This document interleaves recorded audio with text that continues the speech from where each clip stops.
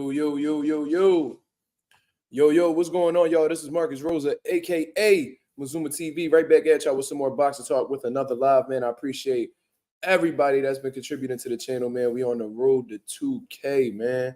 I think we only need like 20 more subscribers until we get to the ultimate goal, which is 2K. You know what I mean? I'm very thankful, very appreciative for everybody that's been tuning in, man. And we got some things that we need to discuss currently in the boxing world. We're going to talk about Teofimo Lopez set to face Steve Claggett after saying he didn't have an opponent. Then we're going to go on with some open boxing topics, you know what I'm saying? I do change the topics sometimes. You know what I'm saying? I might edit the title or whatever, so it is what it is, man. Shout out to Boxing Film in the building, man. What's going on, man? How's everything going? Like I said, y'all, I hope everybody had a blessed, beautiful, positive, productive day as always, man. I hope everybody's family is healthy. I hope everything is positive in your life. And if it ain't, you know what I'm saying? It always gets better, man. So hold your head up and let's continue moving. Let's continue keeping the punches flowing. You know what I'm saying? It's the only way you can persevere in life is if you continue moving forward. Shout out to everybody that's in the building. Hit the like button as soon as you come in, man. Like I said, we got some things that we need to discuss currently in the boxing world. You see what I'm saying? Much love to everybody that's in the building. You feel me? Shout out to my boy Boxing Film, Stop Motion MMA, Orlando Finney. What's going on, man? What's up? What's up? Let's get them likes as soon as you come in. Let's get that algorithm on the up. You feel what I mean? I appreciate everybody that's been doing their thing for the channel, rocking with the nation. You feel what I mean? Let's get them up. I only see one like, man. Let's get them up here. Let's get them up there. Yo, we need 20 more. 20 more, man. You know what I mean?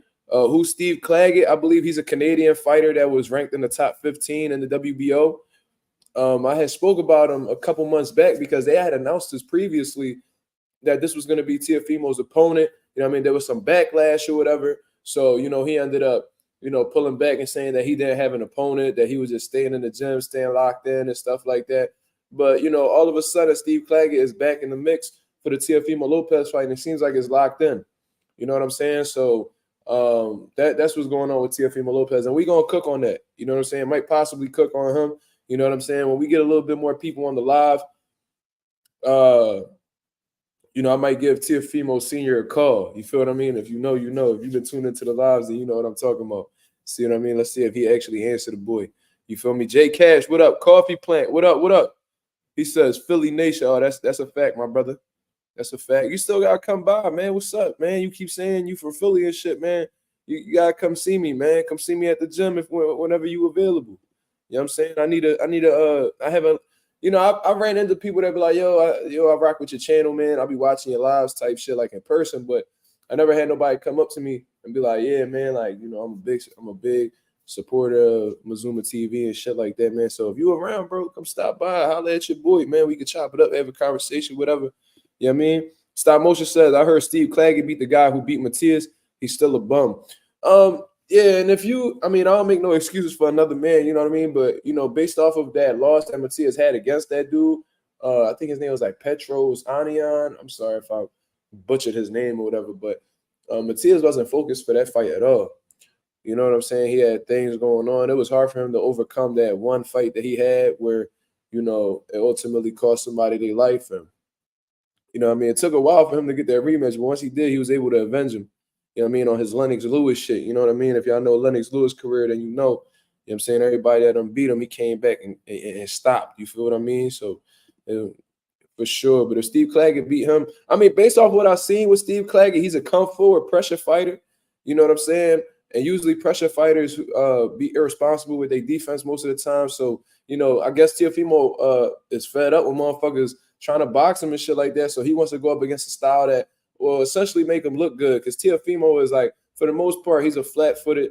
He's athletic. Let's not get it wrong. I'm not saying he got slow feet at all, but he likes to play on his feet. You know what I'm saying? And he likes to play counter puncher. You know, he likes to look for one big shot and shit like that. We seen it with Mason Menard. He planted his feet as soon as Mason tried to open up. He caught him with a good shot, put him to sleep. He did this with multiple people. He's just a natural. He's a boxer puncher for sure. He definitely has boxing ability. Definitely got some good defense whenever he shows it. But a lot of Teofimo's makeup as a fighter is his athleticism. You know what I'm saying? A really good counterpuncher with superb timing. And against Steve Claggett, that style essentially that's going to be in front of him. If Steve Claggett is able to hurt him, knock him out, whatever, Teofimo will shine against him. You know what I'm saying? So that's just what it is, man. So I think that they're doing that for a reason. I think that there's the stigma around Teofimo Lopez right now that he has trouble against guys who are mobile. You know what I'm saying? Coffee Plant says Teo's a gifted talent. That's no doubt. But I do think that his mental gets in the way of, locking in on his full potential. I think that his mind holds him back.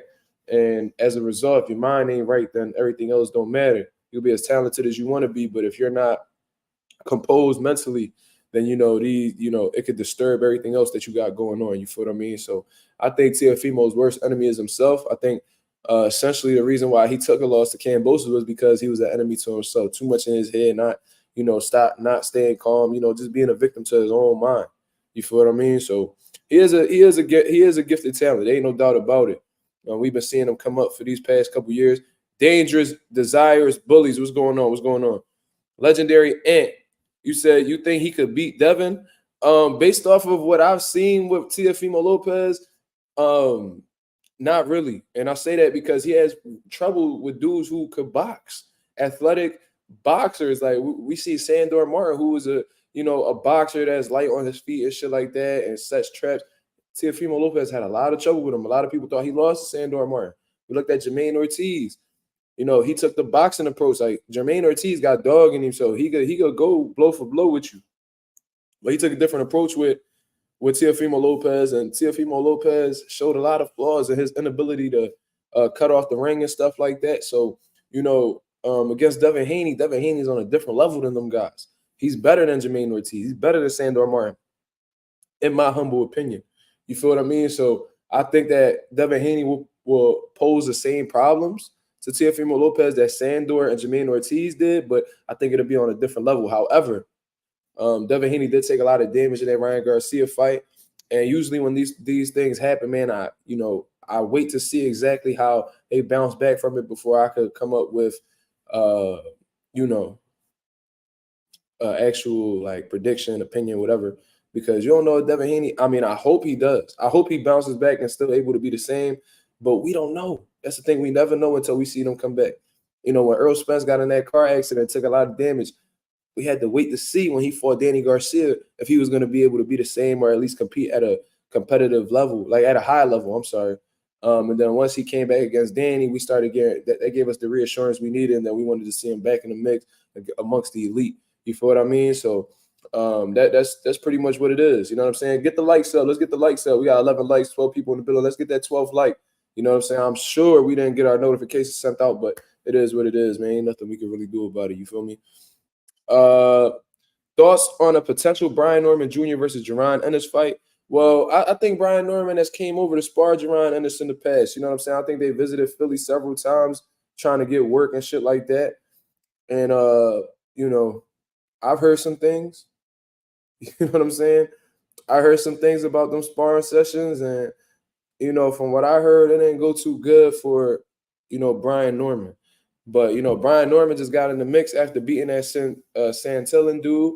I think he's a WBO interim champion at this point in time at the welterweight division. Jaron Ennis is the IBF welterweight world champion. It's going to be very interesting to see how these things match up once Terrence Crawford vacates these belts. Because as far as I'm concerned, he still got the belts, even though he's about to debut at 154 pounds. Doesn't look like he's going back to welterweight, but for some reason, he's holding on to those belts. I don't know exactly if there's a process behind relinquishing the belts or whatever, but I think he needs to go ahead and do that so the welterweight division could grow and flourish and come out with some new champions that's coming out, that's coming up right now. Because we got a lot of people that's looking to solidify their greatness in the division. Whether we talking about Brian Norman, Jaron Ennis, whether we talking about Mario Barrios, Cody Crowley about to take that challenge against Jaron. There's plenty of people around that's looking to make a name. You feel what I mean? So let's see exactly where it goes. Let's see.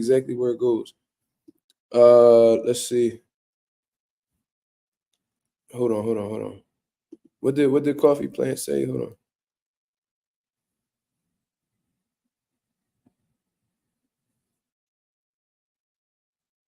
He says, yeah, I'm in West Philly, but I don't want to come to your gym and you busy with your fighters and I'm going to look stupid as hell because all I know from North is you really. Oh, okay, so you unfamiliar with Philly overall. I mean, it's cool, bro. I mean, I'm never going to go to the gym if I'm not busy, but, I could always, take a moment and chop it up with you. But you know, if you ain't with that, then it is what it is. I ain't gonna make nobody come through. You know what I'm saying? Don't be surprised if Boots is having a tough weight cut right now. I never heard from what I've seen, Jerron Ennis makes weight pretty easily.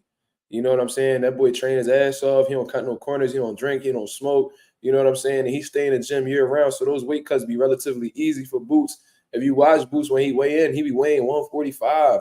You see what I mean? So he be well underweight. And there was a point in time where I was talking to Boots and he was talking about, and I actually got in the DMs. Me and him used to talk back and forth a lot before he blew up and shit. He was talking about how he was thinking about going down to 140 at one point in time. You know what I'm saying? But, you know, just to be comfortable with his weight and shit like that, he stood at 47. But Boots is, like J Cash just said, Boots is very disciplined. You know what I'm saying? And, you know, he's a young dude just like myself. So, of course, his body's growing and eventually he'll have to move up and shit like that. But for the meanwhile, based off of what I know from Boots, and I'm not going to say I know him very well, but, you know, I got enough time in with him to know that that boy stay locked in. He train his ass off. He do everything that's required of him. He stay on his road work. He spar a lot of rounds. He lives the fighter lifestyle. You know what I'm saying? He don't really got no distractions out here. He be locked in. So I highly doubt it's always a sacrifice to make weight. You know what I'm saying? It's never going to be like 100% comfortable situation. But he makes the weight relatively easy. I'm going to just say that, which is it has to be his genetics, man. He must have great genetics because for him to be that big and walk around at the weight that he walks around at while simultaneously getting down to 47 easy, you know, that's a blessing, bro. You know what I'm saying? I don't know if it's his youth. I don't know if it's his genetics, but regardless of the situation, man, he makes the weight pretty well. So shout out to Boots, man. That's definitely one of my favorite fighters. I don't know what I said, but you said no Diddy, so I'm gonna just say pause. I don't know if I said something crazy, but my fault if I did. I ain't even peep. Lorenzo, what up? He said salute, family. What up? What up? What up, homie? But yeah, man, let's speak about exactly what's going on, man. So like I said, it seems like as of right now, that Teofimo Lopez is gonna be facing Steve Claggett, man. I remember, like I said, they had announced it a couple months prior. It seemed like that was the fight that was going to be locked up for Teofimo, but Teofimo put a halt to those rumors at that point in time and said he didn't have no opponent lined up or anything like that. He was just locked in the gym and just could, you know, devote himself to his craft. So it seemed like that was all cap. There was people that came to my channel and was like, "Yeah, man, he not even fighting Steve Claggett. What you talking about, man? You out here spreading propaganda, man. You talking that bullshit, man." And now, the reports that came out today, Teofimo Lopez will be facing Steve Claggett after y'all done came at me and said all this crazy shit. So feel free to, you know, hit the comments, apologize to your boy, because, you know what I mean? Them sources that, you know, put that shit out there.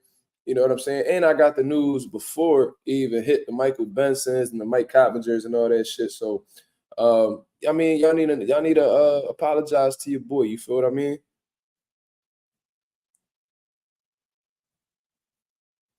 Tank the Executioner says a little off.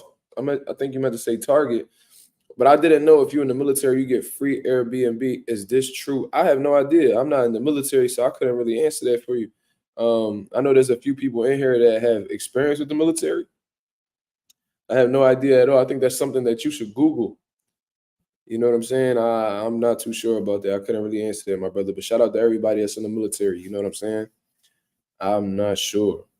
I don't know exactly. That's definitely off topic. I don't know. You're gonna have to Google that and do some research. You feel what I mean? But there might be a discount, but I doubt you'll be staying there for free. I doubt Airbnb gives military dudes free Airbnbs. Because if that was the case, I think a lot of these military motherfuckers would be traveling a lot more often. You know what I'm saying? But yeah, man. So Teofimo Lopez facing Steve Claggett. And I think that this was done honestly, strategically. Strategically, I think that this was done. You know what I'm saying? Lorenzo, okay, he said he never had free Airbnb. Okay, so Lorenzo, you come from the military. What military background you got, my brother? Where you what branch are you? What branch you in? We got 23 people in the building with 14 likes, man. Let's get them up. Let's get them up. There's 9 likes that we don't have right now. So let's get it popping. I'm actually about to put out this video right now just speaking about Ryan Garcia just being an absolute goofy. You see what I mean? I'm gonna put that out after this live is done. You know what I'm saying? And let's get into some open boxing topics. You know what I'm saying? But before I get into that, I also wanted to say that I think Teofimo Lopez chose his opponent strategically to get fans to forget the fact that this man cannot deal with a certain style. You know what I'm saying? What style you guys think I'm referring to? I'm referring to the hit and not get hit style, the mobile boxer. You feel what I mean? Essentially, you could call it the black style. You feel what I mean? Teofimo Lopez talking about he a black fighter and shit like that. And let's not get it wrong. Like I said previously on this live, Teofimo Lopez is a gifted fighter, right? There's a lot of things that he does well. I think the best thing about Teofimo Lopez is his athleticism. Along with his athleticism, he has really good reflexes. You know what I mean? Hand speed is explosive. I do think his power went away just a little bit moving up to 140. I don't think he's as big of a puncher at 40 as he was at 35. That's just my personal opinion. But regardless, he still has respectable power, good accuracy, superb timing. His timing, he could catch you right in between a punch effortlessly, I feel like. So, you know, at least he represents PR. Teofimo Lopez does not represent PR. He's Honduran. You know what I'm saying? Oh, Lorenzo said he did 6 years in the Air Force. Salute, my brother. I didn't know that. You got on 2021. I joined 2015. That's what's up, man. Salute, salute. But yeah, man. So there's a lot of great things style-wise when you talk about Teofimo Lopez. However, he does have a certain kryptonite when it comes to him being a boxer. I'm not gonna sit here and ignore it, man. This dude has a lot of trouble with guys who use their feet in the ring, man. I don't know exactly what it is. I don't know if he just his feet are too slow to keep up with these dudes who have movement, lateral movement, and shit like that. I don't know exactly what the situation is, but regardless, man, he cannot cut off a ring to save his life. He claimed PR before. No, I don't think he's ever claimed PR. I don't think he's ever claimed PR, but if he did, he don't got no room to even claim it because he's not a Puerto Rican man. He doesn't come from Puerto Rico. His ancestors don't come from Puerto Rico. So, I mean, he could claim whatever the fuck he want, but what is he really? You know, Shakur Stevenson, he can make a claim for PR because his biological father is Puerto Rican. So, Subriel could claim Puerto Rico because he's from Puerto Rico. I don't know why De La Hoya came out and said that Subriel was a Dominican fighter. I don't know if he was drunk, high, or if he was just like, you know, given the wrong information. But Subriel Matias is a Puerto Rican man. So he has the right to claim Puerto Rico. Teofimo, even Berlanga got a case because he's a Puerto Rican man. He could claim Puerto Rico. Amanda Serrano, Teofimo Lopez is not one of them. He's from Honduras. He attempted to represent Honduras in the Olympics. You feel what I mean? So that's a Honduran man. So, you know what I'm saying? I don't know exactly I don't know why he would claim Puerto Rico. Maybe it's because Honduras don't fuck with boxing. I had looked it up. I had looked up like Honduran professional fighters, and there was literally like 6 of them that you could pull up on Wikipedia, and that was it. You know what I'm saying? What Teofimo did, in all honesty, was disrespect Puerto Rican fighters. Meanwhile, he's posting up videos on Instagram with Puerto Rican salseros, with Puerto Rican salsa music in the background while he's training. And what I don't understand is if you feel this way about Puerto Rican people, the Puerto Rican culture, because a big part of Puerto Rican culture is boxing. So if you're saying that Puerto Rican fighters ain't shit, you essentially disrespecting Puerto Rico culture. So if that's the case, ain't no point in even playing Puerto Rico music. That's a big part of their culture as well. If you want to disrespect the culture, then don't listen to our fucking music if you feel like that. You feel what I'm saying? He's a nut. Oh, they like soccer? Okay, I didn't even know that. I don't know too many Honduran people. I know one Honduran person that I'm cool with. Coffee Plant says, Mark, he said that because his rival Subriel, he didn't diss PR as a culture. Listen, this is exactly what I'm telling you, Coffee. When he did the thing, he did disrespect Subriel specifically. However, he did branch over to general Puerto Rican fighters. He said that they're easy to beat. You see what I mean? So if you're saying that they're easy to beat, I could read between the lines. What you're trying to say is Puerto Rican fighters are ass. That's exactly what you're saying. If I say, yo, you know what I'm saying? yo, them dudes over at that gym, they easy to beat, man. You know what I'm saying? Like they easy work. If you're saying they easy work, uh, you can assume that they talking about they're not competition. They're not competition. It's safe to say that they ass, right? Like that's just what it is. So he did point out, yeah. Lorenzo, he said he tear Puerto Rican butts up. He definitely said that. So like he got into details of Super L, but then he branched off to generalize the Puerto Rican fighters as easy work, which is funny to me because I've seen a Puerto Rican fighter by the name of John Nelson Figueroa, I think his name like Boca Chica or something like that, drop him with a right hand, and after that get fucking German suplex on his head. You feel what I'm saying? And it's crazy to me, bro. Like how the way this man talked about Puerto Rican fighters. Meanwhile, he listening to Hector Lavoe and all that shit. If y'all guys Puerto Rican, y'all know who Hector Lavoe is. You know what I'm saying? So it's like you got so much to say, but y'all be on our dick. And then I also found a post on his Instagram. He said left hook like a Puerto Rican. So if Puerto Rican's so ass, then why you want to have a left hook like them? And that's another thing, Ralph. Yeah, Jermaine Ortiz is half Puerto Rican, half Dominican. You let a half Puerto Rican fighter really cook you in all honesty, and you got a gift against him. You know what I mean? So it is what it is. It is what it is. Yeah, man. So that's the type of dude Teofimo Lopez is, man. He facing Steve Claggett.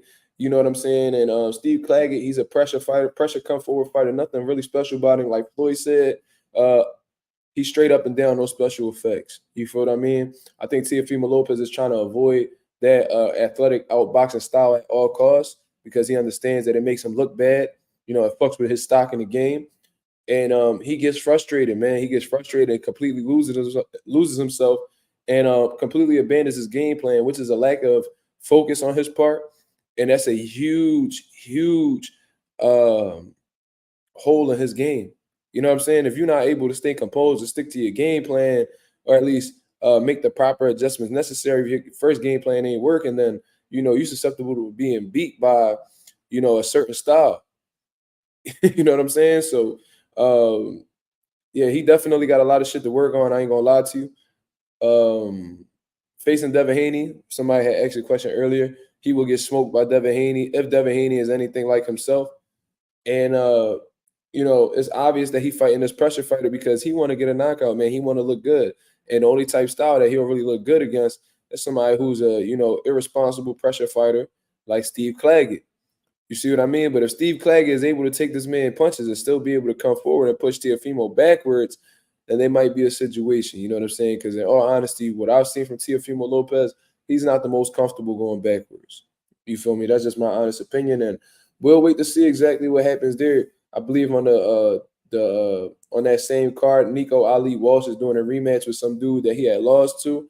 He's trying to get some get back. So they building that card, man. Hopefully they add some prospects on there. Hopefully they get Abdullah Mason on there. Shit, they could get Bruce Carrington, cool, Tiger Johnson. That's what I'll really be looking forward to in all honesty, because that main event is ass. You feel me? I would have rather have seen him fight Raymond Mortataya. I've been waiting to see him get that opportunity, but it looks like Raymond Mortataya is going to fight Tevin Farmer, which is still a good opportunity for him. That's a former world champion right there. But it is what it is, man. Teofimo Lopez is gonna do whatever he want. He doesn't want to take accountability at all for his lack of skills. Really, if I'm Teofimo Lopez or I'm somebody in his camp, I'd have definitely went back to the lab and worked on cutting off the ring. You feel what I'm saying? And it seems like they blame it on the fighter being a runner instead of bro. This is the thing, bro. When y'all call motherfuckers runners and shit like that, y'all do know that they're in an enclosed squared circle, right? You know what I'm saying? You're in a square circle, so nobody could really technically run because it's not like, bro, they're inside a boxing ring in the same ropes as you. It's just that you lack the abilities necessary to put that man in a situation where he's trapped and he's gonna have to fight out of that situation with you. There's some phenomenal fighters in the past that cut off the ring beautifully. Why didn't he take the time to study them and pick up game from them and, ultimately fix this mistake. That lets me know that Teofimo and his team have accountability issues. And whenever they have some type of trouble, they blame it on everybody except themselves. You see what I mean? So it is what it is, man. I'm not looking forward to the fight at all. It's trash. Teofimo Lopez should be ashamed of himself. I don't give a fuck if Steve Claggett is ranked in the WBO. I think he was like in the top 15 or whatever. There's people that's more deserving than him.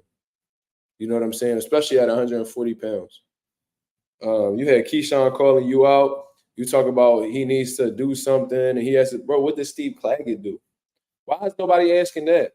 Everybody was talking about Teofimo got a point, man. Teofimo told Keyshawn that he has to do something in his division before he gives him a shot. Bro, what did Steve Claggett do? Who the fuck did Steve Claggett beat? Who did he beat to deserve a world title shot? This man's not even ranked in the top 10 of his fucking sanctioning body. And you telling me that he deserves a shot? Boxing Film says a day don't go by without a looks comments. Tell them to hide their girl from you.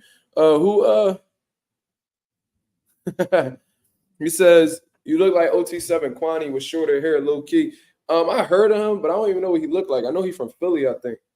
Let me take a look at him. OT7 Kwani. My homie Ree be telling me about these dudes, bro, but I'm so out of touch with the music in Philadelphia and shit like that. Let me take a look. Yeah, I definitely don't look like him. You bugging. Yeah, I don't look like him. Maybe the eyebrows, I don't know, but I definitely don't look like OT7. And I just seen a picture of him with shorter hair. He definitely don't look like me. He look like he Hispanic though.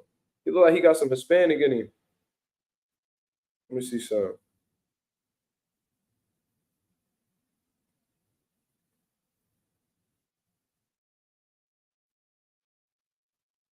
Yeah, he from North though. I didn't know that. Yeah, I don't know him all like that though. I can't really answer that. Yeah, people always commented on my looks though, man. I remember there was this one dude. I was on the girl Karma Serene's live. And I forgot what the fuck his name was, but he's talking about how Anthony Joshua the best heavyweight in the world and how can't nobody fuck with him and all this shit. And I'm like, bro, you do know that. And at that point, Anthony Joshua lost like 2 fights back to back. I'm like, yo, you know that Usyk just beat him twice, right? He was like, nah, man, you light skinned, man. Yo, you light skinned dudes, man. Yo, you man, why we just can't? Why us light skinned brothers can't get along, man? Like, bro, what the fuck is you even talking about, bro? You made a comment. I disagree with you, and I told you why I disagree with you. Oh no, man. You know what I'm saying? You Chris Brown looking motherfuckers, man. Y'all yeah, y'all think cause y'all look good. I'm like, what? Bro, what the fuck is you even talking about, bro? You know what I'm saying? And he was a bigger channel than me. He had definitely had more subscribers than me. He had, I think he used to like study like boxing films and shit like that. I forgot what his page was called, but bro, he was the biggest blade, bro. Like on my nuts, bro. I'm like, Jesus Christ. The whole time, I was like, bro, you're a fucking clown, bro. I was like, bro, like, is this shit real? Like, I thought we was talking boxing. This man just talking about my looks, talking about how I look good and shit. I'm like, bro, ain't like nobody like peep what's going on.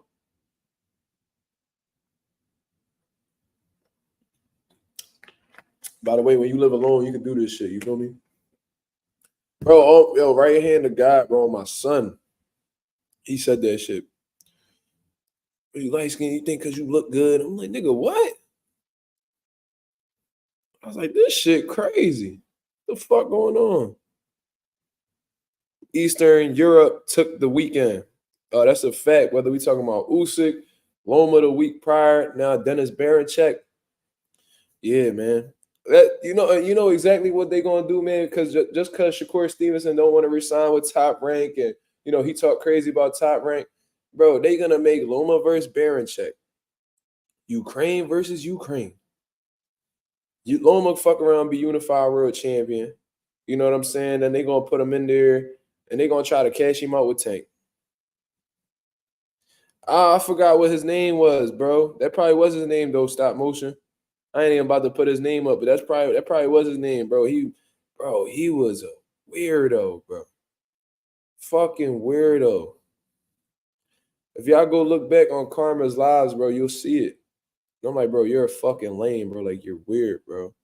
Just kept talking about how I look the whole time. I think we talking about boxing.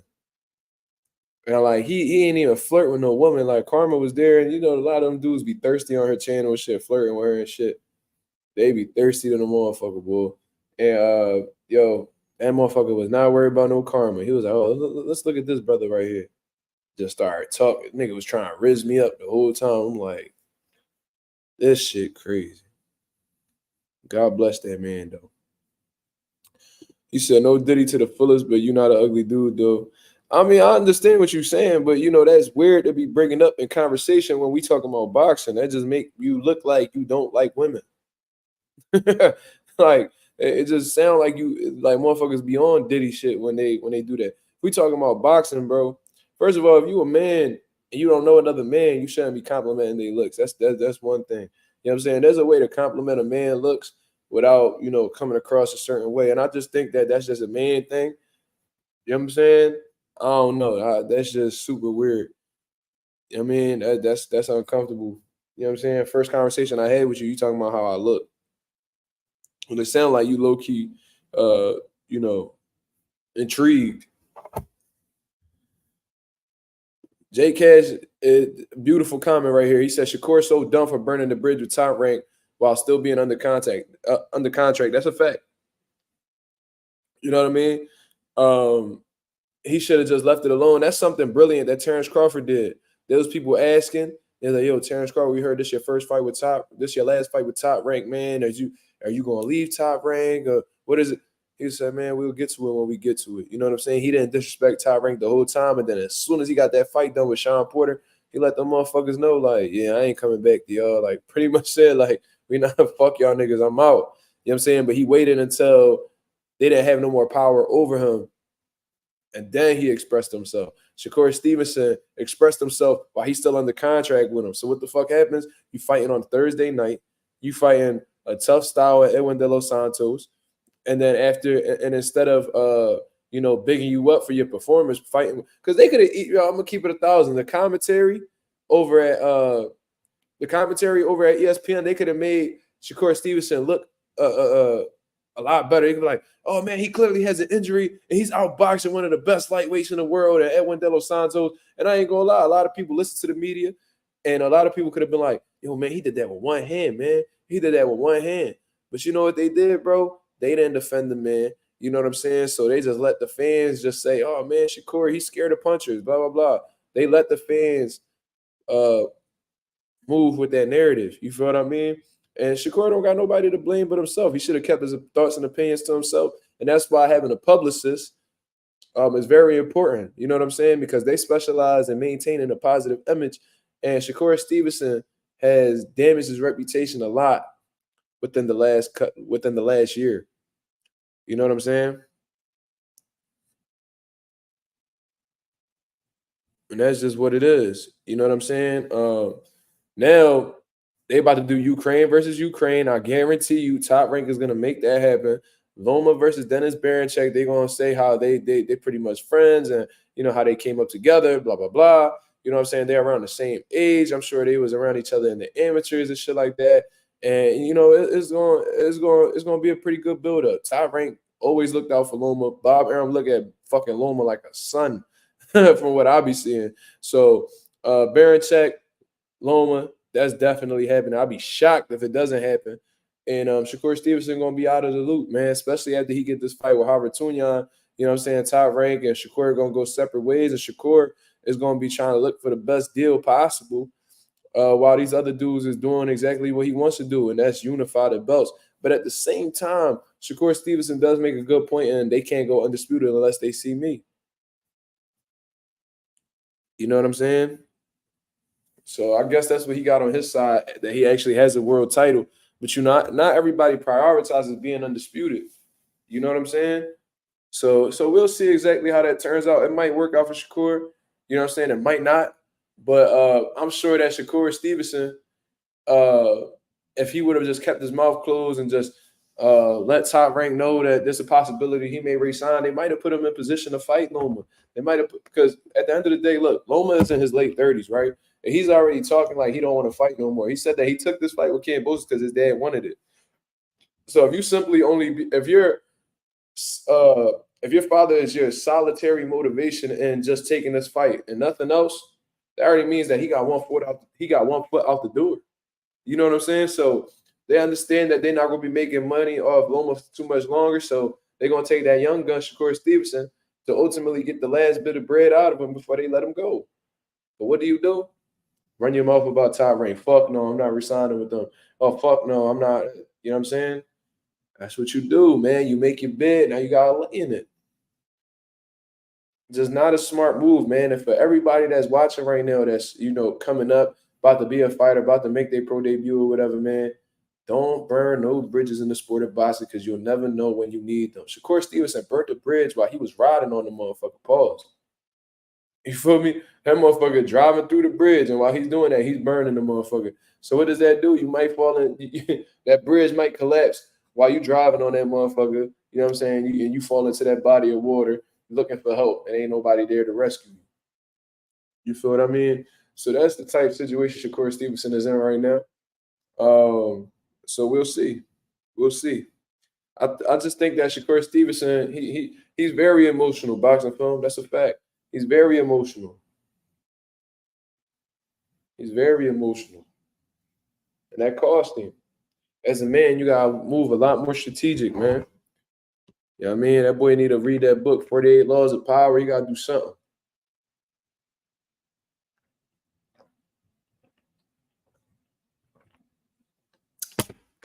Definitely gotta move more calculated, especially in boxing.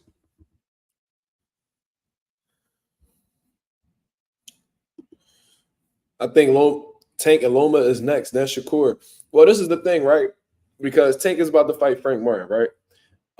He says that he's going after Loma next, but he said a lot of shit and not followed through with it. So who fucking knows exactly what Tank is going to do after Frank Martin? This is under the assumption that he defeats Frank Martin.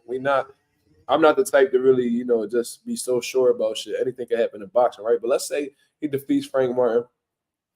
The most lucrative fight for Lomachenko would be Gervonta Davis. You know what I'm saying? They got a history. You know what I mean? Tank feels like he can defeat Loma now, but Loma been calling him out since the 130-pound days. So that might be a little good John that they could sell. You know what I'm saying? So that'd be the most lucrative fight for Loma. However, what's the easiest fight to make? I think the easiest fight that could be made, and which could have some good promotion or whatever, will be a good fight for Top Rank to close in on for 2 belts is him versus Baranchek.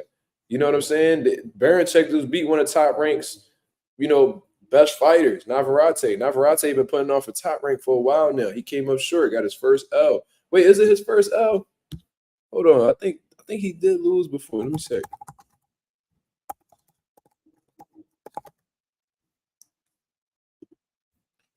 Hold on. I think he lost before. Yeah, he did lose before a while back. But I'm saying he been representing Top Rank for a while now. He been doing his thing. He was on a hell of a streak prior to the loss. I think he lost real early in his career. He lost against a 4-0 back in 2012, and he didn't lose in 12 years after that. You know what I'm saying? So that was one of their biggest names. You feel me? But in his last 2 fights, he ain't been looking too good with Conceição and now Baranchek. You feel what I'm saying? So Top Rank want that back. They want that belt back. I don't think that Baranchek is with Top Rank. I think I already had looked it up, but I don't think is Baranchek with Top Rank. Yeah, he's with Alexander Krajek or whatever the fuck his name is. You know what I'm saying? He's with K2 Promotions. But I'm sure K2 Promotions and the Top Rank got a good relationship. But at the end of the day, K2 Promotions is not Top Rank. So Top Rank, they want to keep as many belts as possible because that gives them power. You know what I'm saying? That gives them that makes them belts play a big part in having a solid stable. If you have multiple world champions in your stable, it makes you look good. You know what I'm saying? They want that belt. They want that WBO title. You feel what I mean? They already got the IBF. You know what I'm saying? What else? They got the IBF and then all the other, and they got the WBC. They got the IBF and WBC for now, which in regards to Shakur Stevenson. I'm sure they want that other belt. So they see Barichek take it off Navarrete. So who they gonna send over to try to get that belt back? Vasil Lomachenko. You feel what I'm saying? So I think that that's the fight that'll probably happen before the Tank fight. Unfortunately, you feel what I'm saying? But if I'm Gervonta Davis, you know what I'm saying? I'm really looking at that Loma fight because you could definitely make some money. Loma's on his way out. Stop motion says Barichek is with Frank Warren at Queensberry. I didn't know that at all because when I checked BoxRec, it says that he's with K2 Promotions. So I don't know if he got a co-promotional deal. I don't know what the situation is.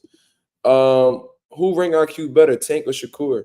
Yeah, this is what I really want to talk about. Let's look up the definition of ring IQ because I be feeling like a lot of people be getting that shit mixed up. You know what I'm saying? It says ring IQ refers to a term. Sorry, I'm stuttering all over the place. Commonly used in combat sports, particularly boxing, to describe a fighter's ring intelligence or ring awareness.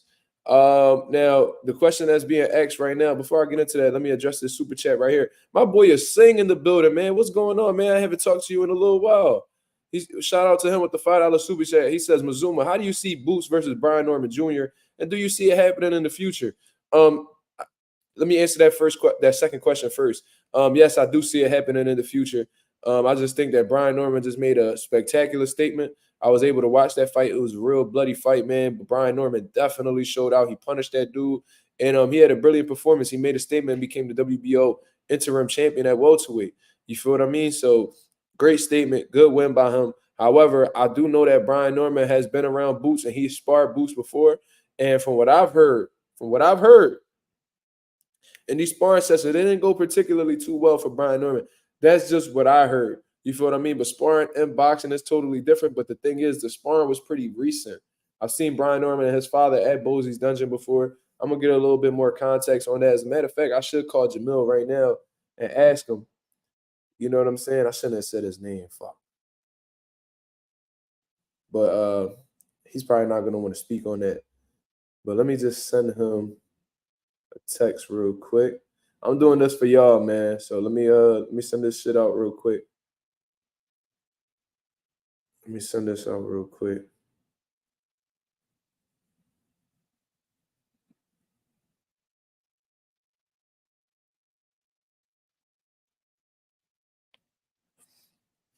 But from what I heard, Brian Norman definitely has good condition, man. I think that was the 10th round stoppage. In that 10 rounds, he still looked fresh. He still looked powerful. He still looked like you know what I'm saying? It looked like he still had his second win and stuff like that. Yeah, so he's definitely made a name. He made a statement in the welterweight division. So there's gonna be some eyes on him, man. You feel what I mean? But that's a great potential fight, just like Tank the Executioner said. But at the end of the day, man, I'm rocking with Boots all the way. I think that Boots is just on a different level than these dudes. Brian Norman looked good against that Santillan dude. However, Boots is a totally different obstacle. I think he's on a different level than all these dudes at welterweight. And if they were to fight, you know what I'm saying?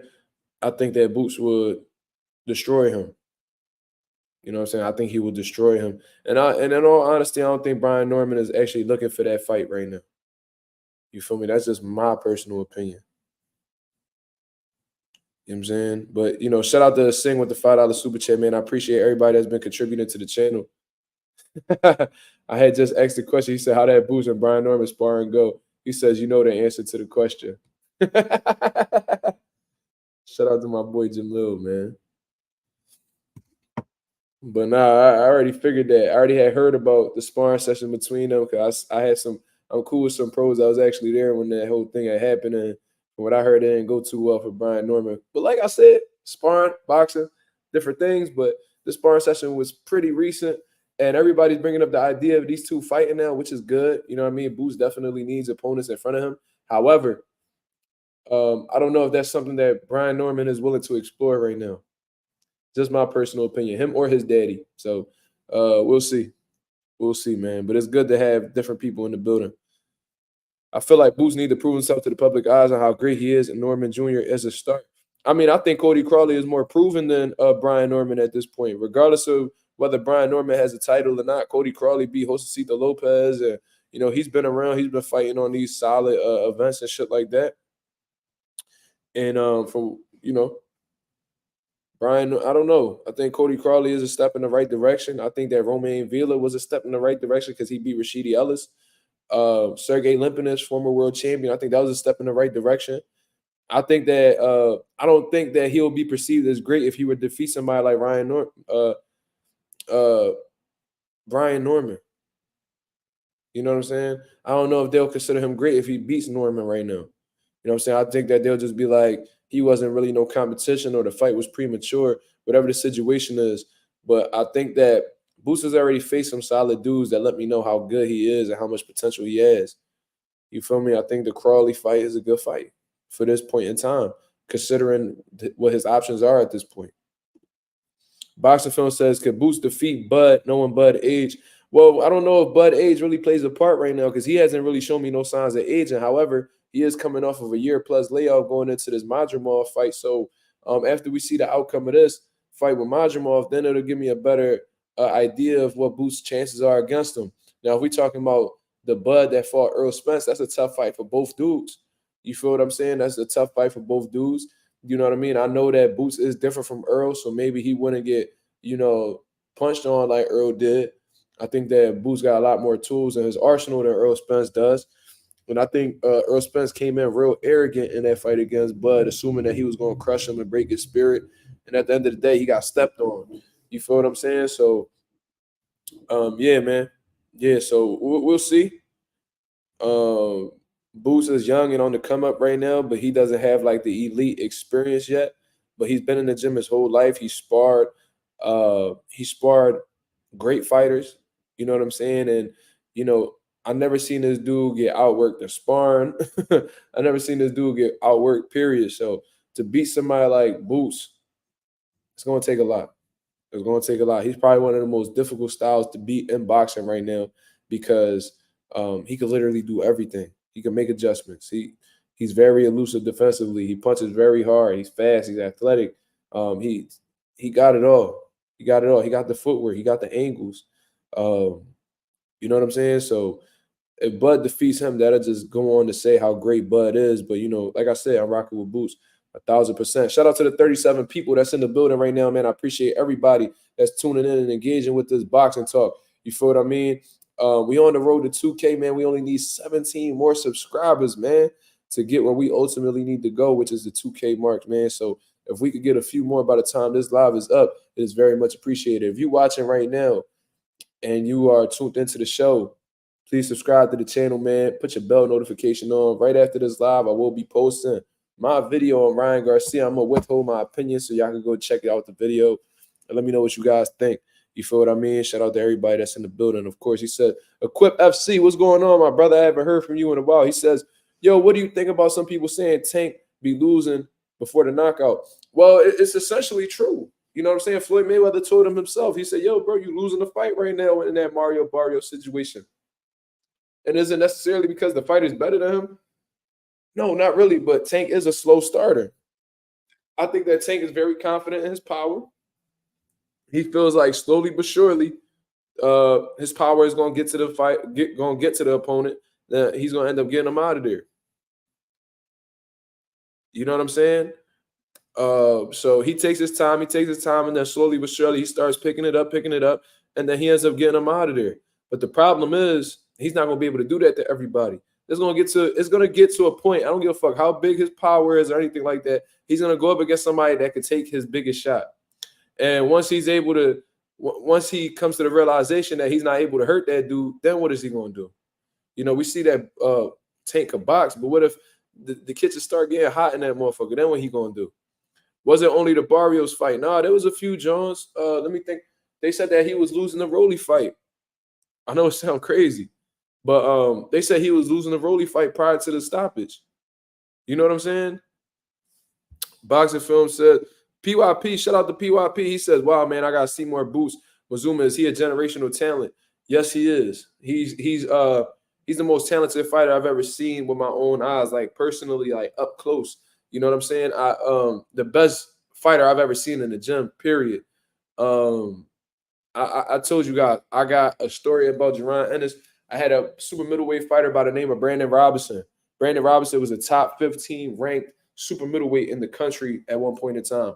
And I think he retired with like 15-3 with like 10 knockouts. So he was a big puncher. And mind you, he's 168, Boots is a 147 pounder. And this was around the time that Boots fought Armando Alvarez. It was his first time on Showbox, right? So we came over, you know what I'm saying? Boots getting ready. And Boots was a lot smaller at the time. You know, he still makes 47, but frame-wise, he was a lot smaller at the time. And, you know, we didn't think Boots was a cakewalk. Like, he was well-respected. Him and his father was well-respected.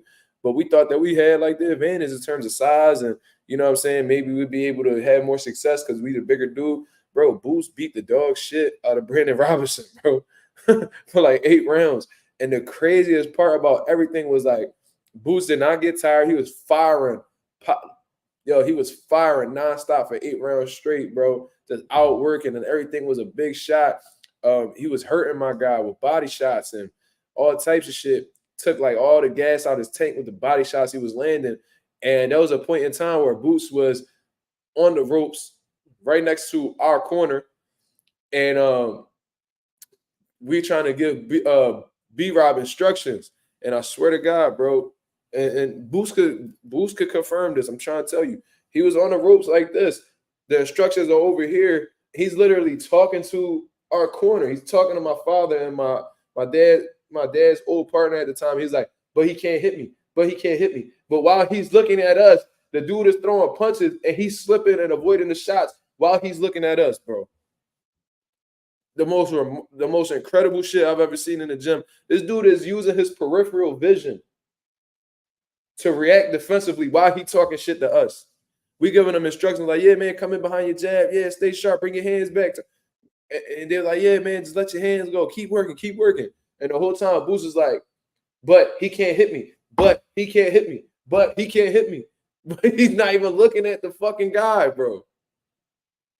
He's not looking at the guy, bro. And Boots was only like 20 when this shit happened, bro. I'm trying to tell you, like, I never seen nobody like him. So a lot of people, y'all just coming on to Boots. I've known Boots. I've seen this man perform since like 2017, 2018. I've always heard of him.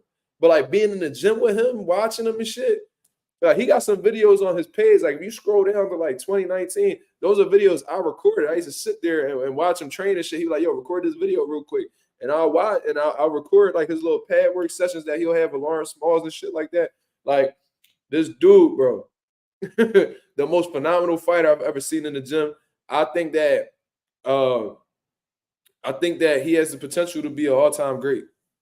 If he stays focused, he do what the fuck he need to do, man, and he just continue taking these big fights, you know, get those opportunities. I think he could be a pound-for-pound #1 fighter in the world. I think that he's going to be a multi-division world champion. And it's going to be hard to beat this man because he eats, shits, and sleeps boxing. He don't care about nothing but that, man. He just, you know what I'm saying? He have his fun, of course, and shit like that. Like, he like to be with his peoples and shit like that. But, man, he's locked in on boxing, man. You could tell he has a genuine love for it. He's in it for the legacy. You know what I'm saying? And that's just what it is. A Singh says, let me see. Hold on. Let me look through a couple more comments. But no, that's a real story, bro. And I could definitely call my pop and he could tell you, bro, he's literally trusted his peripheral vision and still making the dude miss. He's looking at the defense coming this way. He could easily get hit on his temple, wherever, on the chin, whatever. And he's talking shit to us. You know, it's friendly trash talk, of course. Like, Boo's not disrespectful like that. But he's looking at us while the dude is throwing bombs at him. And he's making him miss every fucking shot while he's not even looking at him. That's facts. A Singh says he said he's only showing about 30% of his bag. I'm sure he has. Bro, I've seen him spar world champions and take it easy on them while still dominating them. Fucking punk ass kid. But I've seen him dominate world champions, bro, and not even be trying for real.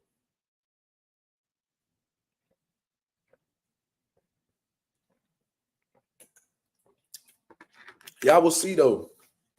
The shit that I seen almost 10 years ago, y'all gonna see. I'm trying to tell you. I knew as soon as I seen him like really train, I said, dude, this motherfucker gonna be world champion. Like it was no way. Like it was meant to be, bro. Like, did he get it? Did he get the title how he wanted to? Not necessarily. He received the belt. What the fuck he supposed to do? Deny a belt? No, that belt is gonna put him in some lucrative situations. So, I mean, you call him email champ, whatever the fuck you want to call him. But I bet y'all if y'all understood the idea of once you get a world title, your paychecks is different. This shit could ultimately change your life for the better. I would love to see who would turn down the world title if given one. People keep talking about motherfuckers being email champs. Let's see if you was offered a world title, you know what I'm saying, just giving a world title. I bet you I wouldn't turn it down. Shit. Yeah, he's only shown 30% of his bag though. I believe it. He hasn't really had to do much. Cody Crawley done for. I don't think Crawley making it out of 5 rounds, man. Based off of the fights that I see with like Josecito and shit like that. I don't see it. I don't see it going past 5, really. I think Boots gonna clip him. And he said that he gonna meet Boots in the center of the ring. You know what I'm saying? Coffee Plant says, you think he sells out Philly, Bud gonna be impressed? Well, I'll tell you what. There's a lot of people that I know personally that don't know nothing about boxing that bought tickets to go see the fight. So there's a lot of like, momentum behind this fight. A lot of people are excited to see boxing in the Wells Fargo Center. As far as I'm concerned, there's never been a boxing event at the Wells Fargo. You feel what I mean? I went to the J. Cole concert when he did the off-season tour there. You know what I'm saying? I've been there. I mean, I've never been there for basketball games, but I know I was at the Wells Fargo for I went there for like WWE and shit like that. But in terms of like boxing, never. Boots went from small room in a casino, the Sugar House Casino in Philly, to the 2300 Arena, which is a little bit of a bigger arena in Philly. Probably could fit like maybe 1,000 people, to being at the Wells Fargo Center, man. That's how you know hard work pays off, bro. Look at the growth, bro. He's fought in Philly multiple times. I never missed a fight. Every time Boots had a fight in Philly, I went. You know what I'm saying? I don't know if I'm gonna make it to this one, because you know what I mean. I ain't trying to really put too much money out there right now. I'm on a mission right now. But regardless, I'm gonna be tuned in. You feel what I mean? Unless I get some type of opportunity to, get in for free or whatever the situation is. You know what I'm saying? Then maybe I'll be over there. But for the most part, I'm gonna definitely be tuned in. You think Boots will school Prime Earl? That'll be a tough fight, man, because Earl was strong, come forward, defensively responsible. He was well balanced, fundamentally sound, of course. So Boots would have definitely had some things to, go up against. But I do think the speed, the combination punching, the body shots that Boots throws, and his overall athleticism would have gave Earl a lot of trouble. You see what I mean? When you watch that Kell Brook fight with Earl, Earl had to continue pressuring him, you know what I mean, until he ultimately broke Kell Brook. You see what I mean? But Kell Brook had a lot of success with Earl with his jab alone. I see little shit like that. And with that type of athleticism that Kell Brook got, Jerron Ennis is on a completely different level. And Jerron Ennis got a lot of, avenues in his game as well. He's very well versed. So that'd have been I think that'd have been a tougher fight for Earl, but Earl's strong. He applies a lot of pressure. But I think that Boots would have broke him down for real, for real. You know what I'm saying? So we'll see. I applied for a media credential stop motion, but because my channel is small, I don't know if they will really take that serious. You know what I'm saying? Nah, I'm saying you think Bud gonna be like, well, I sold out my hometown too, so I won't fight you. I don't know what Terrence Crawford's thinking right now, man. I just think that at this point in time, Crawford feels like he solidified himself as a great fighter. So right now he on some shit where it's like, show me the money, which is exactly why he's working closely with Turkey Al-Sheikh at this point. I think that if Turkey Al-Sheikh puts the bag up for Jerron Ennis versus Terrence Crawford, I think that Terrence Crawford will really look at it and take it into consideration. I don't think he's scared of Boots at all. I think that he's very confident himself. I think he genuinely feels like he can't be fucked with. So with that being known, it's like niggas gotta show him the money. But you know, with Turkey Al-Sheik's plans for Terrence Crawford, he wants to get this fight done with Majramov in August, right? Then he said he's looking. If you just listen to Turkey and his timeline and shit like that, then he also tells you that he wants to make Canelo and Crawford late 2024, early 25. So where does that leave a Jerron Ennis fight? Maybe mid 2025.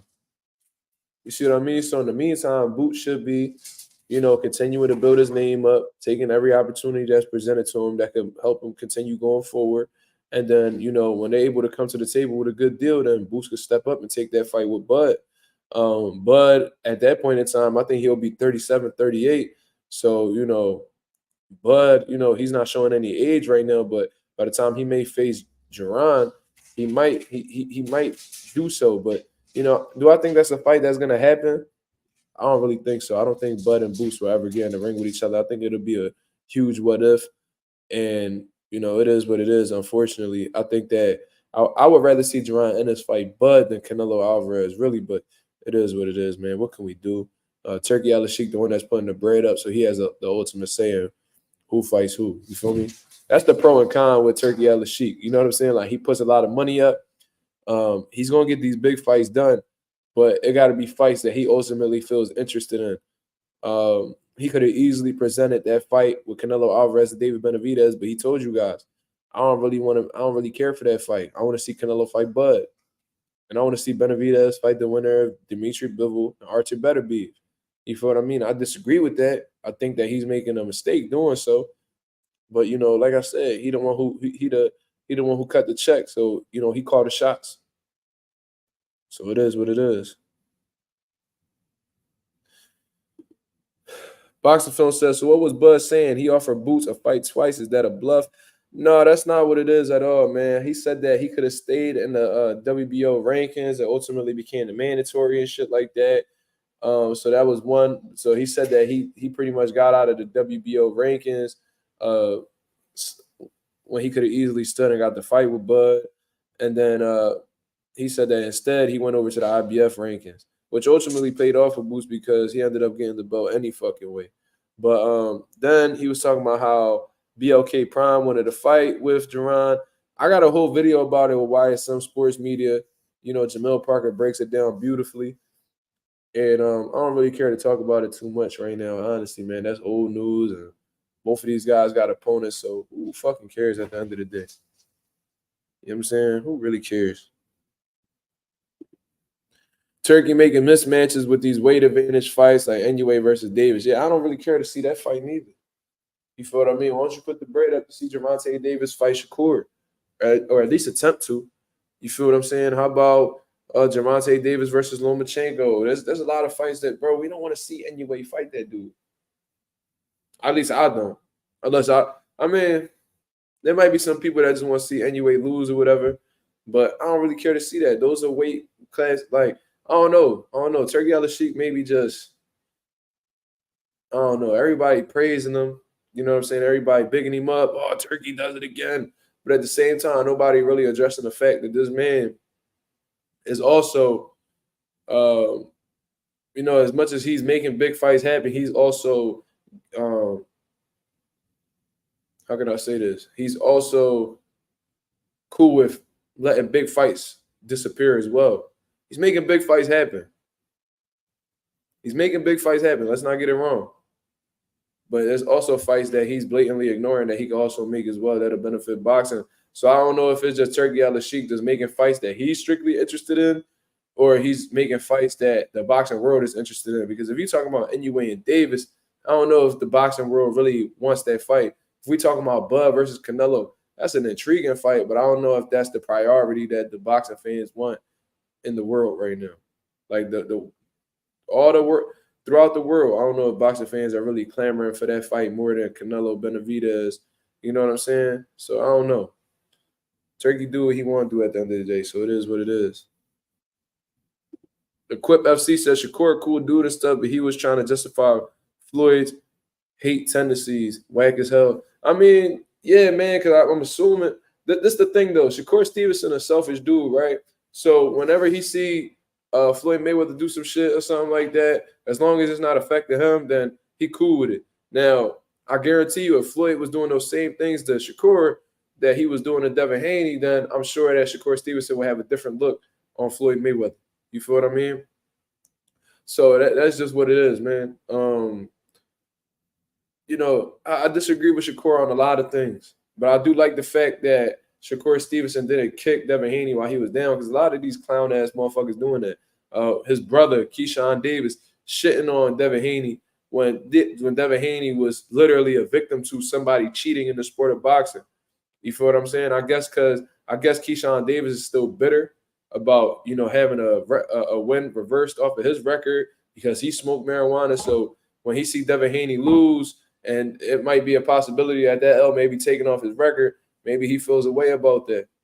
You know what I mean? I don't fucking know. We could chalk that up to a whole lot of shit, but the fact that you clowning a dude who was cheated is really fucking corny. Then on top of that, I know that if you were the one in that situation, you got beat the fuck up, and then you found out that dude was a cheat. You be hooting and hollering and talking all this bullshit yourself. So it is what it is. I don't fucking know. These dudes be weird. I ain't gonna lie to you. And Javante was talking about how there was a rumor that Shakur put that boy out with sparring. I don't know if that's true. Maybe, I don't know if Javante was trolling or got some false information. But regardless, I don't know, man. I don't know. These dudes be moving funny style out here. And what I do agree with Javante is these dudes be trying to spar you so they can try to figure you out just in case they fight you in the future. That's super facts. I've witnessed it myself. And Keyshawn do look like that type dude that, he the type that he put his foot in the water to make sure, what I mean? He try to check the temperature before he dive in. If that shit a little too cold, you know what I'm saying? Most likely he ain't gonna jump in that pool. You know what I'm saying? That's the type dude I perceive Keyshawn to be. Stop Motion MMA says Shakur said he wishes he signed with Floyd. If he did, who would have won world titles in his name and still be a prospect sitting on the bench? Did he say that? He said he wished he signed with Floyd? What? When did he say that? I know that he turned down a deal with Floyd. I know Floyd was trying to sign him. But yeah, if you'd have signed with Floyd, Floyd would have fucked his whole career up. Top Rank did a lot behind Shakur, man. They believed in Shakur early. They got him a world title early in his career. They gave him some good step-up fights. Joette Gonzalez, you know what I'm saying? They gave him the Jamel Herring fight. They gave him the Oscar Valdez fight. They made Shakur look good in certain situations until he disrespected Top Rank. You see what I mean? They was making some shit happen for him. They was making some shit happen for him for sure. Hold up. Is this this dude right here? Is this are you the dude who be saying all this controversial shit on Twitter, man? Max on boxing or some shit like that? Is this you, my brother? Is this a fake account? Is this you? Let me know what it is, man, because I be seeing you all on my timeline on Twitter. And I've been yeah. Oh, okay, that's you. Yeah, me and you need to have a conversation, my brother. Whenever you get the chance, man, you know what I mean? I would love to have you on the channel. I want to pick your brain about some shit. You feel what I'm saying? I want to converse with you. I want to know if you just be saying controversial shit or you be meaning it. I want to have a conversation with you. You know what I'm saying? But I be seeing you on my page all the time. So salute, my brother. He says he wishes he took his advice. What advice? What advice? I gotta see this. Was this the interview on Say Cheese? Oh, you say you love to come on. How I hit you up, Max? How I hit you up? Let me know. You gotta let me know how I can get in contact with you. You know what I'm saying? Don't put your number on here or nothing like that. We be having weirdos, you know what I mean? So don't do that. But let me know what social media outlet to reach out to you, whatever. Yeah, man, you a controversial figure, you know what I'm saying? So I would like to get you on and see where you're coming from. He said that on Twitter. Wow. That's weird, bro. I don't know, man. Like Floyd know the game. Floyd know the game. You know what I'm saying? He's very, he got a lot of experience in boxing. So he's seen a lot of shit. He's been through it all. He essentially know it all when you're talking about the business and shit like that. So, of course, if he's giving you advice, you should listen. However, Signing with Floyd, I don't know that. Like, what's Floyd's track history with promoting fighters besides himself? You know what I'm saying? Of course, he got Gervonta Davis. He did some big things with Gervonta Davis. What helped Gervonta Davis ultimately in his career was getting that stamp from Floyd Mayweather. You see what I mean? They seen Floyd by his side in the fights and shit like that. A lot of people love Floyd. So if Floyd co-signed to somebody, that's going to put a lot of eyes on that particular person. And I think that Floyd really helped him a lot by being near him, being around him. Oh man, this dude. When did he say this? I missed out. I missed out on all of this shit. He said Top Rank don't like black fighters because he can't get a Lomachenko. I mean, this is something that I suspected Shakur Stevenson to believe because he chill around Terrence Carver, and ultimately Terrence Carver sued Top Rank because he felt like he was being discriminated against, from what I understand. You know what I'm saying? So that's not far fetched at all. But I don't know, man. I've been telling you guys for years that Top Rank, and I think Bob Arum even admitted it in an interview that they have trouble promoting black fighters. This is what I tell people, you know what I'm saying? Because I know people that have gotten offers from Top Rank. Top Rank is really good at building fighters. They're really good at keeping them active, giving them a wage that, can help them out a lot. I mean, they make sure that their expenses is covered. I heard about them paying for housing while they could just strictly focus on boxing and not have to get a job. I heard these things about Top Rank. They look out for these fighters. However, when you get to a particular stage in your career where you feel like you deserve more money, or once you start becoming a star in the sport of boxing, they typically seem to bump heads with them type fighters, which is why a lot of fighters at the peak of their career seem to leave Top Rank. Whether we talking about most famous, most popularly, Floyd Mayweather, whether we talking about Oscar De La Hoya, them two alone, they were at the peak of their careers. You know what I mean? They felt like they deserve a certain amount, or they just felt like they didn't need a promoter anymore, so they ultimately walked away. You see what I mean? But Floyd Mayweather, he felt like he was in Oscar De La Hoya's shadow. He wanted to be a bigger star. He wanted more money and shit like that.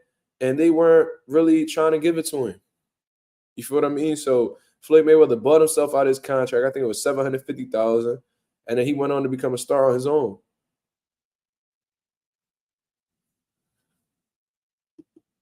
Says Mayweather Promotions has only had 3 stars besides Floyd. Carmel, Tank, Rolly. I think it's premature to call Carmel a star at this point. You know what I mean? I think he's still at the beginning stages of his career.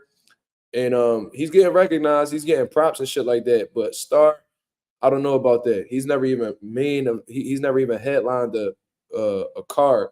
You know what I'm saying? I think like his first 2 fights was swing bouts. You know what I'm saying? I think he just started getting on the prelims of cards. So I'm not gonna call him a star, but he has a lot of potential. Tank, star. Rolly, I don't know if Rolly a star. He's talked about a lot. He's a controversial figure in boxing. He was on a pay-per-view event with Gervonta Davis. But, I don't know if like Rolly's relevant. He's a name. But I feel like you being a name and you being a star is 2 different things. I'm talking about the capability of, generating millions of dollars at the gate. I'm talking about putting asses in seats regardless of who you fight.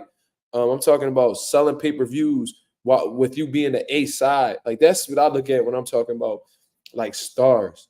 So based off of the 3 names that you put, stop motion, seems like Tank is the only one on that list. I could name a lot of fighters that Floyd Mayweather has signed at one point, and they've ultimately, you know, didn't do shit with them. Whether we talking about Jalen Love, whether we talking about Mickey Bay, um, like I said, I heard something that Joanne Ingram left Floyd. Is that true? Jalil Haggett left Floyd. Savannah Marshall left Floyd. Um, Let me check something out real quick.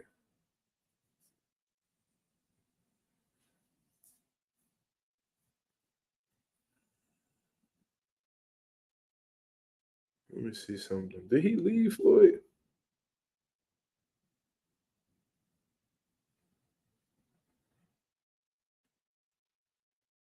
See, Anonymous says Joanne left Floyd. He left TMT.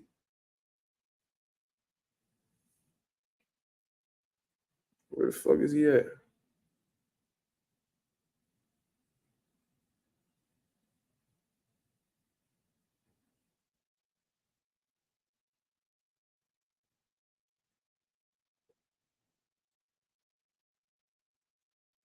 He had every right to leave Floyd Mayweather and them, man. He did him so like they didn't do anything for him, bro.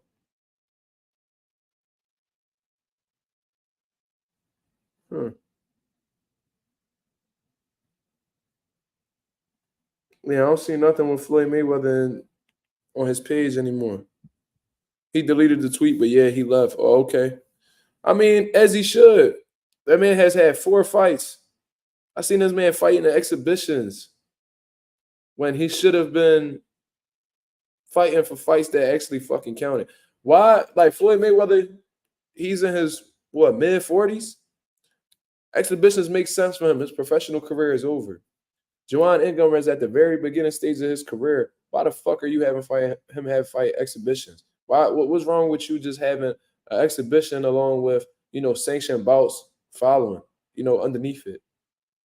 You know what I'm saying? You a big star, all right, you main event, you should exhibition, whatever.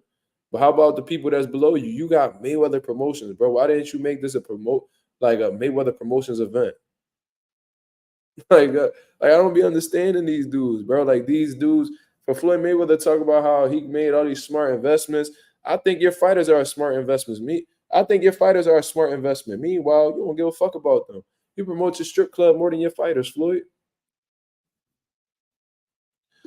Stop Motion says PBC need all the prospects they can get. The roster is a bunch of inactive world champions. That's a fact. That's a fact.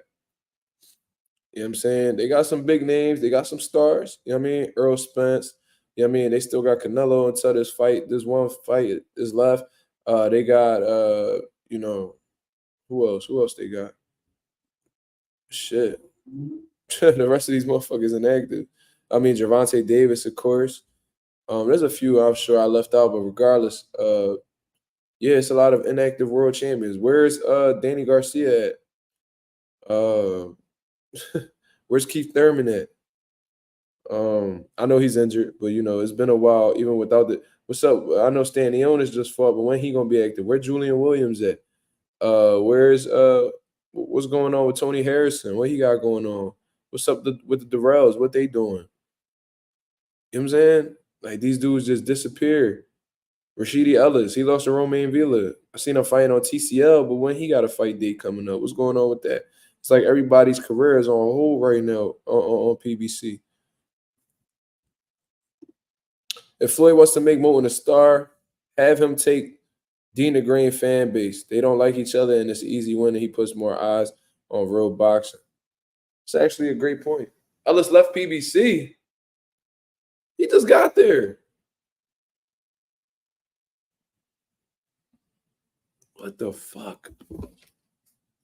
He just got there. He only had wasn't that like his first fight with PBC or a second fight?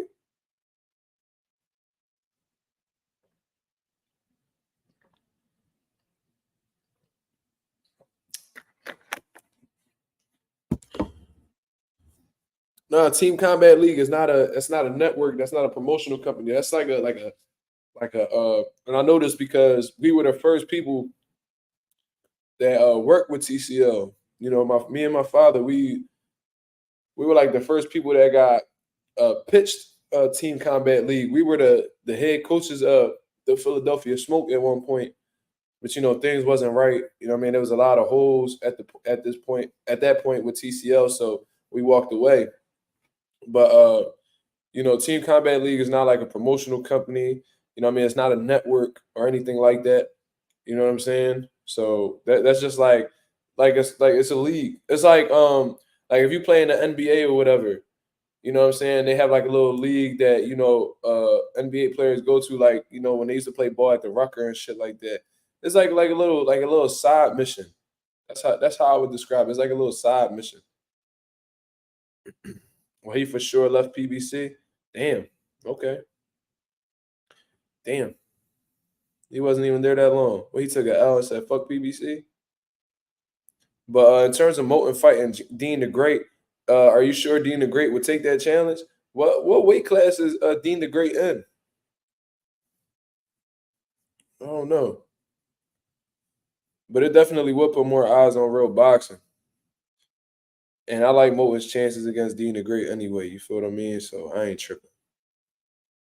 I mean, I'm gonna answer a couple more questions. I'm gonna get up out of here because I got a long day tomorrow ahead of me, so I just want to be well rested for that. Dean at 130, he would duck that fight. I think Carmel's like 126, right? Dean actually look like he's not too bad though. Like I've seen a lot worse than Dean. I'll tell you that. I've seen a lot worse than Dean. I'm gonna answer a couple more questions. I'm gonna get up out of here, man. You feel what I mean? So let me get like 2 more, then we out.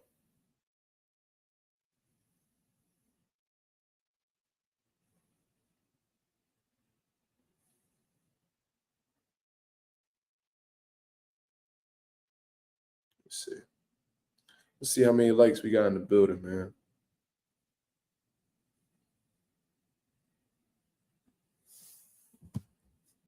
Equip FC with a great question. He says, "What impresses you the most about Boots? About Boots fighter? IQ, mental toughness, speed, reflexes, versatility. I'm gonna say versatility. You know what I mean? He's one of the most well-rounded fighters that I've seen in a very long time. Because he could literally, like I said, what's more impressive about Boots, in all honesty, the mental is another thing with Boots, but I'm gonna just say versatility because I think the versatility stands out more, really. But his mental, bro, the way that he's been disciplined for so long, and you could genuinely tell that he loves what he's doing, and he loves the life. You know what I'm saying? Which is, and he has great character overall, which is why I fuck with Boost heavy. But I'm gonna say his versatility because you can't name not one thing that he can't do. He could box inside, he could box on the outside, he could jab with you, um, he could trade with you, counter punch. He could play. He could fight going. He could fight being first. He could fight being second. Uh, he understands range real well. Elusive defensively. Really good power. Good speed. He's accurate. And then like with his defensive abilities too, he could catch shots with the high guard. He could make you miss completely, slip a shot. He could roll underneath. He could step out of range. It's a lot of shit. Like he rolls shots real well. Like a shot could be coming with a hook or something. He can roll with the shot. He's just very crafty defensively, and he has multiple tools in his arsenal. It's just a defensive department alone. Offensively, he has a lot of tools in his department. He could fight the same way he fight orthodox. He fights the same way, southpaw. He doesn't lose anything when he switches sides. Like in all honesty, when you watch Terrence Crawford, he could fight both stances, right? But I think that he's a way better southpaw than an orthodox fighter. I genuinely look at Terrence Crawford as a southpaw. That's just me. I think there's a significant difference. I think that when he fights orthodox, he's a lot easier to hit. It seems like when he's southpaw, everything is clicking at once. I think his defense lacks in the orthodox area. I feel like Boots is better in the sense where he doesn't lose anything. He's just as sharp from the southpaw stance that he is from the orthodox stance. Um, he got it all, bro. The angles, uh, the precision. It's just versatility, bro. I never seen somebody be good at like every single aspect of the game. You know what I'm saying? That's just me. That's just what I think. Stop Motion says Kenneth Sims left PBC and signed with Golden Boy Promotions. I've seen that. I've seen that. And with him being a 140-pound fighter, who exactly is available at 140 for him to face? Is it Jose Ramirez? Is he Arnold Barbosa? There's some fights that could be made there for Kenneth Sims. But it's very weird seeing a black fighter sign with Golden Boy. It don't typically work out too well. You know what I'm saying? Like they did Blair Cobbs. But they did the Blair Cobbs. That was disgusting, bro.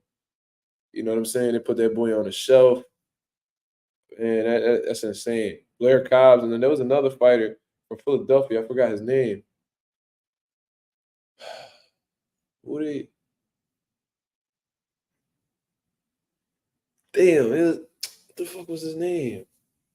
It was crazy as Bernard Hopkins is a partner in Golden Boy Promotions. He's a black man, but they treat black fighters like shit.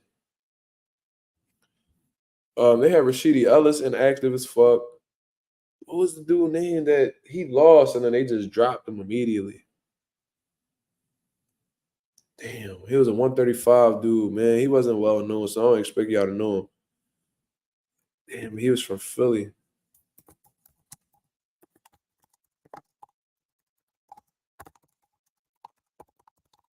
me see if I can find him.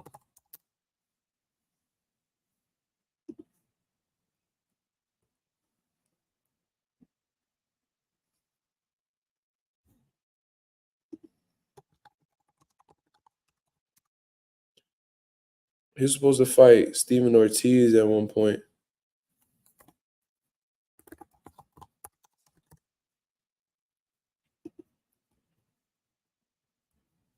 Damon Allen Jr. Facts. It was Damon Allen Jr. Damon Allen Jr. He lost one fight on the Golden Boy, and as soon as he lost that fight, they dropped him immediately. So it's kind of weird. He had gotten smoked by some dude named Jonathan Navarro back in 2018. And as soon as he lost that fight, bro, they dropped him right from the promotional stable. But prior to that, bro, he had gotten to like 15-0. You know what I'm saying? He was doing his thing. Was doing well, actually. He's pretty sharp. And they did him dirty. Teach says late show. Yeah, I've been on here for about an hour and a half, though. So I got on here, around like 11:30. You know what I'm saying? Ralph says Blair Cobb's about to get a win over AB. I believe that too. I think a lot of people gonna be mad as shit at Blair after this fight, man, because Adrian Broner looked like he in shape. There was a lot. I seen like him on $1 million worth of game. They were like, "Yo, man, he in shape, man. He in shape." It's like at this point in time, bro, I don't know if him being in shape is gonna help him. I think that Adrian Broner did a lot of abuse to his body, really. I think that all the alcohol and the party and just the bad lifestyle that he was living, I think it ultimately cost him his career because I'm watching his fights and he's nothing like himself. You know what I'm saying? I go all the way back to the Giovanni Santiago fight. I thought he looked like dog shit. You know what I mean? I think that he's a shell of himself. And y'all could clown Blair Cobbs all y'all want. Blair could fucking fight. Like I know he lost to Roca and all that shit, but Roca, he's a solid name at 47. And it is what it is. Shit happens. You feel me? But then he went on to beat the shit out of what was his name? Hooker? Maurice Hooker, and that was a former world champion in himself. So, he washed him. And he was with Terrence Crawford and them, and Blair destroyed him. You know what I'm saying? He straight smoked him on them cards. This was back in 2022. So Blair, I'm gonna say you this. Y'all acting like Blair won't fight Boots. Blair don't give a fuck, bro. I believe that shit that Blair be talking about. I think he actually believes that, he can't be fucked with. Even with that fight with Roca, like it didn't really phase him. He continued moving forward, which is why he took that fight with Hooker. And he put that ass whooping on him. You feel me? You know what I mean? So he about to fight Adrian Broner, man. I think this is a good opportunity for Blair. And I think that after he watched AB, it'll put him in position to get a big fight. Blair versus Boots will be solid because it's Philly versus Philly. Blair is from Philly. He's a trainer out of the same gym as me, Delco Boxing Academy. Blair used to take like an hour and a half to warm up, bro. Just a warm up was like an hour.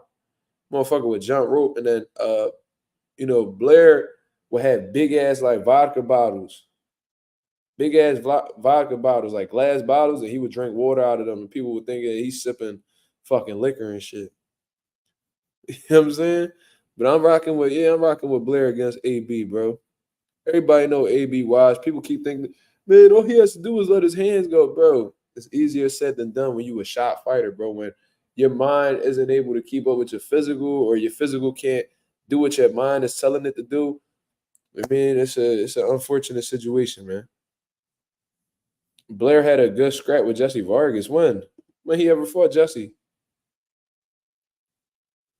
I don't recall him ever fighting Jesse. You sure? We talking about the same person?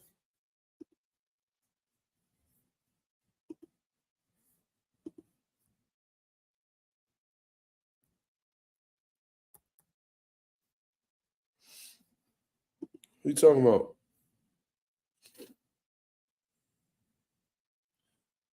No, not Blair, Broner. Bro, I was there live. I was there for that fight. I was sitting right by the ring when they rumbled.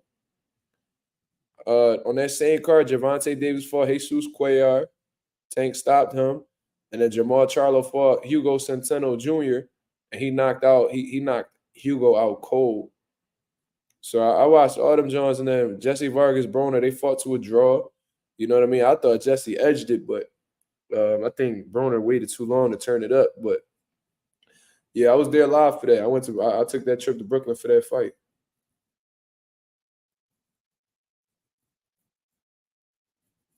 Broner started turning it up, and I think he even hurt Jesse Vargas at the end, but I think Jesse Vargas was more consistent throughout the fight.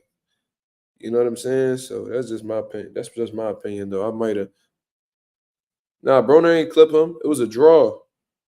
He ain't drop him or nothing like that. They scored it a draw. One judge had Broner winning, the other judge had Vargas winning, then the third judge ruled it a draw. So it was I think it was what was it, a split draw or some shit like that? Regardless, it went to a draw. Neither one of them won. You know what I mean? But it is what it is, man. All right, y'all. We had a great conversation today, man. I appreciate everybody that stopped by and provided their opinion and just carried the box and talk, asked some great questions, man. Be on the lookout if y'all still gonna be on here because I'm about to post this video with Ryan Garcia, just talking about how he's an embarrassment to himself, his family, and he an embarrassment to the sport of boxing. In all honesty, man. So be on the lookout for that video. I'm really speaking my mind and just providing y'all with this objective boxing talk, you know what I mean, backing it up with facts, of course. So if y'all appreciate the content, please hit the like button, subscribe to the channel. If you new, hit the bell notification so you'll know every time I'm going live or posting a video. But until then, this is Mazuma TV. Thank you very much for tuning in. I'm out of here, man. Y'all have a blessed, beautiful night. Peace.